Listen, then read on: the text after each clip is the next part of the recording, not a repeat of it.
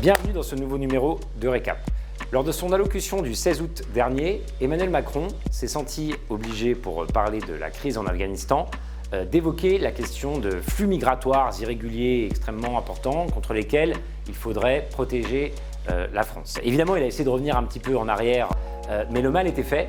Emmanuel Macron a donné le ton et a ensuite lancé tous les autres candidats de droite dans une espèce de surenchère sur ces questions migratoires. On a une Valérie Pécresse qui vient nous expliquer que finalement il y aurait des zones de non-France et que la place d'un clandestin est dans un charter.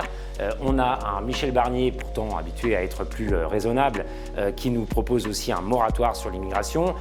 Tous, en fait, courent derrière Éric Zemmour.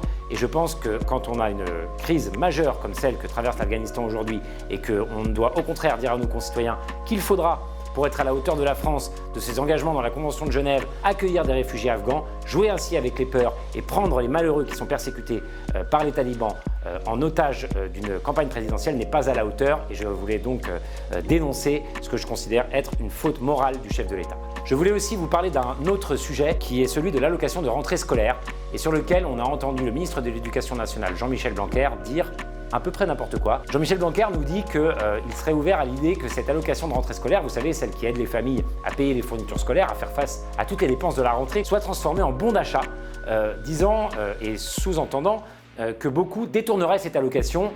Il dit, je le cite, on sait qu'au mois de septembre, on a un bon pour la vente des écrans plats.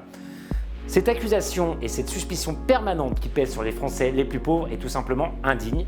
Elle ne se fonde sur rien. Toutes les études démontrent que c'est faux, que 95% des gens utilisent bien l'allocation de rentrée scolaire pour acheter des fournitures à leurs enfants. Et moi, je n'en voudrais jamais à une famille qui a du mal à boucler les fins de mois, qui s'est peut-être un peu contrainte pour payer des vacances à ses enfants et qui a du mal à payer le loyer au mois de septembre, d'utiliser l'allocation de rentrée scolaire pour faire face à toutes ces dépenses inattendues. L'allocation de rentrée scolaire, c'est pour que la rentrée se passe dans des bonnes conditions. C'est bien sûr pour que les enfants aient leurs fournitures, mais croyez-moi, s'il n'y a pas ce qu'il faut dans le frigo ou si le loyer ne peut pas être payé, les enfants ne vont pas étudier dans de bonnes conditions non plus.